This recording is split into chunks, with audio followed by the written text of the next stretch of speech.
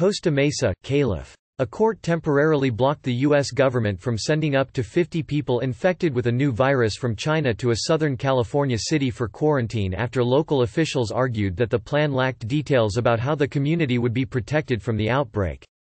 A federal judge issued a temporary restraining order late Friday to halt the transportation of anyone who has tested positive for the new coronavirus to Costa Mesa, a city of 110,000 in the heart of Orange County. U.S. District Judge Josephine L. Stanton scheduled a hearing on the issue Monday.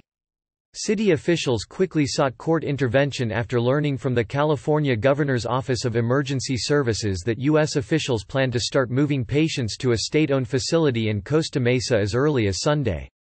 They said in court documents that local officials were not included in the planning effort and wanted to know why the Fairview Developmental Center was considered a suitable quarantine site and what kind of safeguards were in place to prevent the possible transmission of the virus that has spread worldwide. The city has not been part of any of the process that led to the consideration of the site, and it would be unfair to not include us in this kind of significant decision that has great impact on our community. Mayor Katrina Foley told the Orange County Register.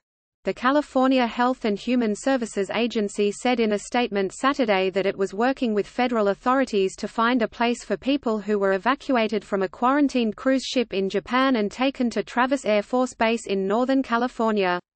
See also, Moscow orders raids to track down Chinese, an unpleasant task, but it is necessary. Anyone who tested positive for the virus cannot stay at the base and must be sent either to the hospital or, if they're not sick enough, isolated until the infection has cleared. The Fairview Center in Costa Mesa is being considered as a place to send them. If Fairview were chosen, the federal government would be responsible for providing health care, easing the burden on our hospitals during flu season, and for providing robust security to ensure the public safety and public health of the surrounding community, the state statement said.